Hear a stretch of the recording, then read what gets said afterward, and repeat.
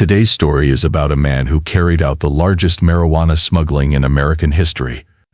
This smuggling was so huge that several tons of marijuana were brought into the United States, and this happened even though the DEA and the FBI already knew about smuggling activity. Despite knowing so much, they could not stop it. The way this smuggling was carried out was so surprising that it took the DEA and the FBI 6 whole years to catch the mastermind. So who was this man? How did he carry out such a massive smuggling operation? And how was he finally caught by the police? When you learn the answers, you will be astonished. The story begins in Washington in the 1980s. Because of that decade, drug smuggling activity was gaining momentum across the entire United States. At that time, most drugs in America were smuggled from Thailand and the Golden Triangle, and Washington's coastline was used to bring them into the country. It was an era when the fishing business on the Washington coastline was at its peak, and boats were constantly coming and going. Taking advantage of this, smugglers used Washington's ports to bring drugs into America. Although most boats used common fishing routes for catching and transporting fish, some boats traveled the opposite way toward Alaska. The fishing activity and these routes attracted the DEA's attention. The DEA began to suspect that drugs might be smuggled into America via these boats, so they started monitoring vessels heading toward Alaska and increased patrols on that route. Assisting the DEA in this operation was the Drug Enforcement Task Force, whose job was to detect and stop drug operations anywhere in the world. Now the DEA and the Drug Enforcement Task Force started watching boats en routes to Alaska around the clock, 2,400 hours of surveillance in total. Yet despite such tight surveillance, one man, together with his whole team, managed to carry out the largest smuggling operation the DEA had ever seen. This man smuggled 2 huge shipments of marijuana into the United States, weighing several tons each. The first shipment was smuggled into Washington in 1986 and weighed 25 tons. The second shipment arrived in 1988 and weighed 42 tons. In just 24 months, 67 tons of marijuana had been smuggled into Washington, and this happened while the DEA was continually monitoring all the boats and routes. This fact cost many senior DEA officers their sleep. The smuggling was executed so cleanly and professionally that the DEA began to think it was not the work of a small gang, but the handiwork of a very large criminal organization. The profit from this entire smuggling operation was so enormous that anyone who heard about it was shocked. After subtracting transportation, distribution costs, and other expenses for just those 2 shipments, the profit was $55 million. But this growing profit was becoming a problem for the smuggler. He didn't know where or how to settle so much cash. The mastermind of this smuggling was named Brian O'Dea. Because Brian wanted a better life, he had begun illegal activities in 1985, through which he made decent money. Then one day, an old friend called him with a very large offer. Brian's friend said that there was high-quality marijuana in Southeast Asia that they could bring to America and make a fortune. But the biggest challenge was arranging transportation and smuggling it into the United States. After hearing this offer, Brian felt that this was the chance that could change his life forever, so he immediately agreed. Brian's first and most important task was to assemble a trustworthy team to carry out the smuggling. For this, he went to the city of Anacortes in Washington. Brian knew a fisherman there named Tony Franco Vick. Tony was not just a fisherman, he owned several boats used for sea transportation. Brian chose Tony because he knew Tony's boats, fishing equipment, and maritime experience would be very helpful for the smuggling. Since Tony was a well-known figure there, even DEA officers knew him, and because Tony frequently traveled between Washington and Alaska, people rarely questioned him. Brian explained the smuggling operation to Tony and told him they would hide the marijuana among fish, so observers would assume they were transporting fish. Brian offered Tony a very good cut, so Tony agreed to participate. After talking to Tony, Brian contacted 2 of his old associates, the Shafer brothers, Bill and Chris Shafer. To the world they appeared to be businessmen, but in reality they were global drug smugglers. Brian convinced the Shafer brothers to sponsor the smuggling operation, and also asked them to bribe Vietnamese officials, so the boats could come and go without being stopped. After convincing the Shafer brothers, Brian began preparing the boats for smuggling. He loaded every necessary item onto the boats that would be used in the operation. For this smuggling, Brian prepared 2 boats. The first was named Kathy, a 100-foot-long vessel used for fish packing, and the second was named Stormbird, where they stored all the equipment. Both boats were modified so they would look like they were used only for fishing and transporting fish. But under the decks of these 2 boats, Brian and Tony had built a complete smuggling factory. Brian hired a total of 12 people. 6 were assigned to operate the boats, and the remaining 6 were responsible for weighing, packing, and counting the marijuana. Brian knew very well that if any information leaked, it would be a huge problem. He could get into trouble, so to keep the entire operation secret, he established some rules. The first rule was that those working on the boat must not talk to anyone about the smuggling operation, not even their wives or girlfriends. The second rule was that nobody was allowed to take drugs during the smuggling. If anyone broke either of these rules, they would be immediately removed from the operation. Now Brian's most important task was to establish a secure communication system that would work for the boats, cars, homes, and all the way to South China. For this he decided to use payphones. To keep phone conversations secret, Brian created a dictionary that listed code words and their meanings. Brian and his team spoke on the phone using those code words, and they decoded the meaning from the dictionary, so they could understand what the other person was saying. To an outsider, the conversation sounded like 2 people talking about ship parts, but in reality they were using code words whose meanings they found in the dictionary. Although this method of communication wasted a lot of time, it was the best way to avoid suspicion and danger. After all these preparations, another challenge remained: transporting the marijuana for distribution. For that he needed good, reliable truck drivers. To solve this, Brian bought some trucks and arranged for some young men through his old contacts. He sent them to driving school to learn how to drive trucks. After they learned, Brian had them drive empty trucks back and forth between California and Washington for several days, so they could learn every detail of the route. By now Brian had formed his boat team, established the communication system, and secured trucks and drivers. He was fully ready to send his team to Alaska, from where they could smuggle the first shipment. A few nights later, a ship carrying 25 tons of marijuana began crossing the South China Sea toward Alaska, where the boat named Kathy B was already waiting. When the ship arrived, the 25 tons of marijuana were transferred onto the Kathy B boat, which then moved toward the Alaskan coastline. Once ashore, Brian's team checked the shipment very carefully. They wanted to make sure there were no trackers or transmitters attached. After checking, they weighed the shipment again and packed the marijuana into fish boxes, then stuck Tony's company branding label on them. During this smuggling operation, one member of Brian's team developed a cocaine habit. He began taking drugs frequently and even encouraged others to use them.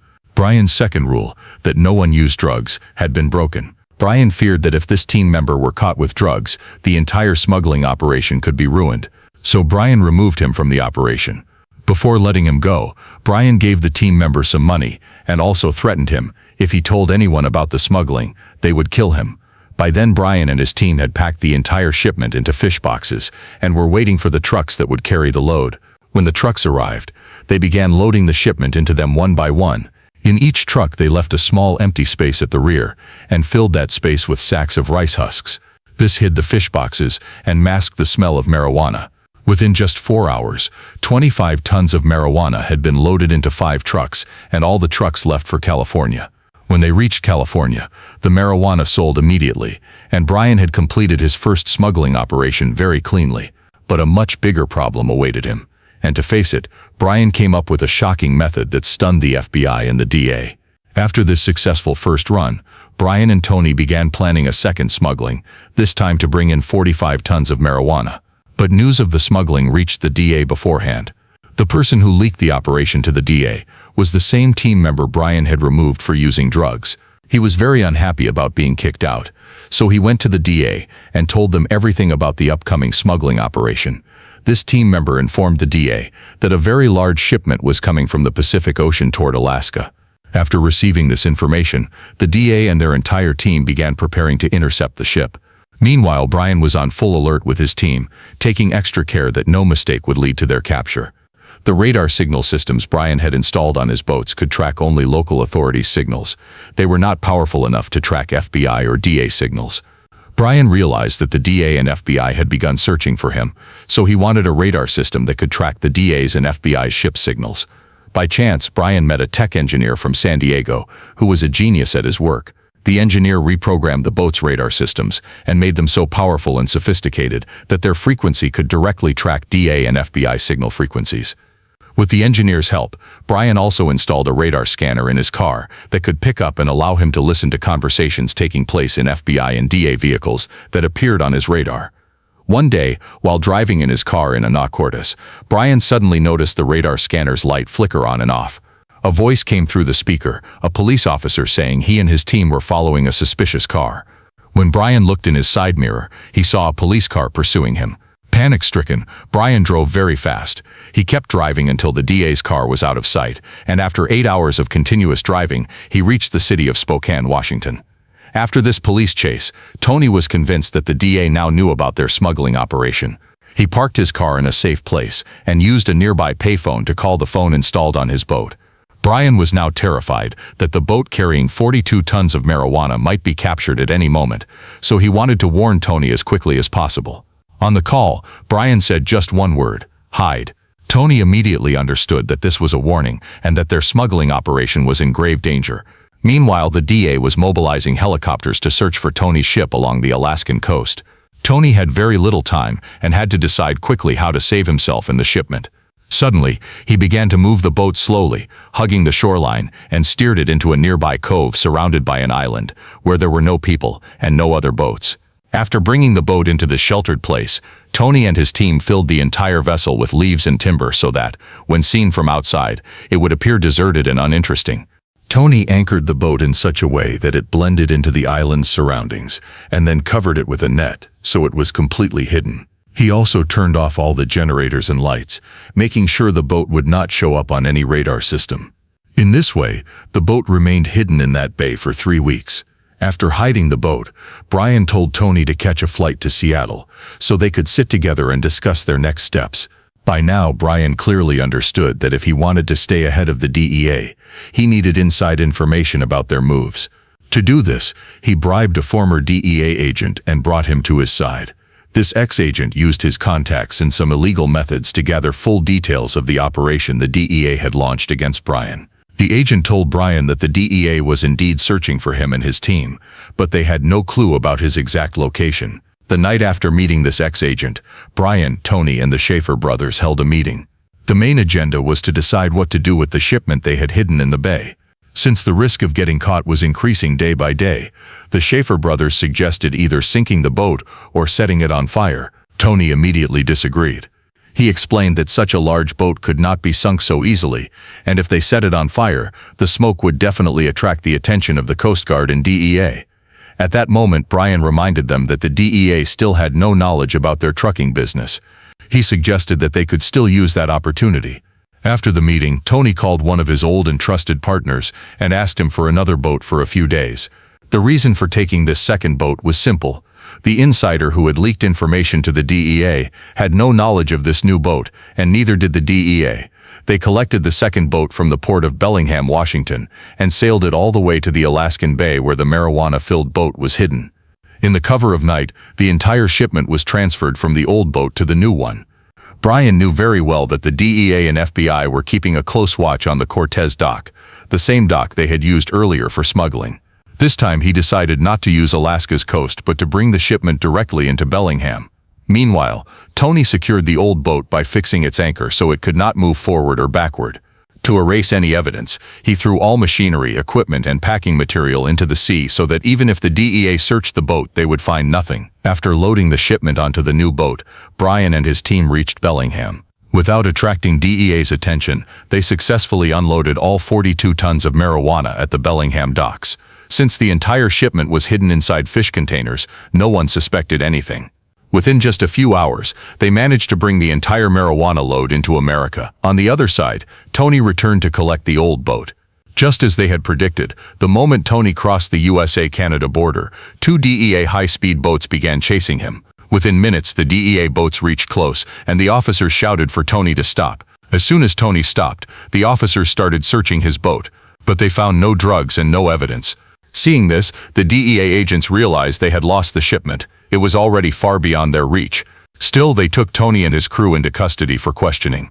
They began interrogating Tony's nephew, the youngest member of the gang. The DEA officers threatened him, saying that if he refused to cooperate, he could be sentenced to 30 years in prison. The DEA used threats, intimidation, and every possible trick during interrogation, Finally, one of Tony's men revealed information about their trucking business, which was being used to transport marijuana inside the United States. The DEA now focused on every detail, verifying each statement carefully. To confirm the information, they had to physically visit every location linked to the smuggling and transportation routes. Because of this, the investigation moved very slowly. It ended up taking nearly 6 years. Meanwhile, Brian was still free. He was living a luxurious and lavish life in California. Then came his birthday, a day that would change everything. Brian organized a massive birthday party, but during the celebration he overdosed on drugs. His condition became critical, and he had to be rushed to the hospital. After being discharged, Brian decided to quit drugs and entered a rehab center. Around the same time, after 6 years of investigation, the DEA had finally gathered enough evidence against Brian. Now they were ready to arrest him and send him to prison. One morning, while Brian was in the rehab center, there was a knock on his door. As soon as he opened it, 2 DEA officers were standing there with their badges and guns. The moment Brian saw them, he knew his game was over. This was the last day of his freedom. The DEA had already arrested Tony, and now Brian was also in custody. After their arrest, the court sentenced both Brian and Tony to 10 years in prison. The remaining members of their team, including the Shafer brothers, were given separate sentences, but Brian and Tony received the longest. In 1998, after serving his time, Brian was released from prison. He moved to Toronto, Canada, where he started a new life. Brian gave interviews to several newspapers, where he openly talked about his smuggling operations, the money he made, his lavish lifestyle, and every other aspect of his life. He told the media that during his smuggling operations, he had made around $55 million, but despite earning such a massive fortune, he admitted that he never found real happiness. This was the story of the smuggler, who carried out the largest and most astonishing marijuana smuggling operation in American history. What do you think of this story? Share your thoughts in the comments, like this channel, and subscribe. See you in the next video.